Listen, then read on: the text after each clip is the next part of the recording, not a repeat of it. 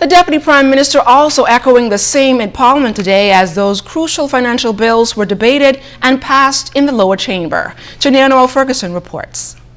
Finance Minister and Deputy Prime Minister the Honourable Peter Turnquest underscored the critical need for the immediate passage of a suite of bills as he intends to sign off on the latest conventions instituted by the Organization for Economic Cooperation and Development. The tax information exchange agreements, he said, will not only change the approach from bilateral to multilateral, but also support foreign direct investments. Unfortunately, the Bahamian dollar is not a tradable currency. And so in order to affect the transactions we need to do internationally, in order to be able to pay foreign vendors, we have to be able to do business through our corresponding banking relationships.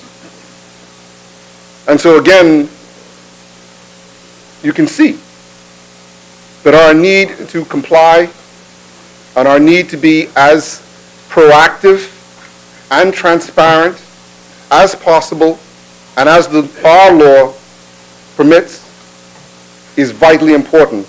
This was echoed by Financial Services, Trade and Immigration Minister, the Honourable Brent Simonet. In the overall scheme of things, the industry knows that there is no longer a way of hiding issues. We have to be fully transparent. The Bahamas as itself has to move from a tax haven to a low tax jurisdiction. I think that's something we all admit.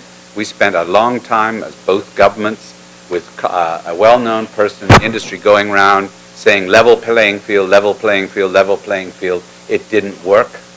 It is what it is. Meanwhile, leader of opposition business Picewell Forbes also contributed to the bills. He spoke to the challenges of the sector and the need for enhancement. He said the banking industry is also suffering, especially in the Family Islands. Here we are today in the dilemma when our financial services sector maybe employs directly 4,000 or 5,000 people in our community, but the wider society has been left behind in a sophisticated, quote-unquote, Bahamian society.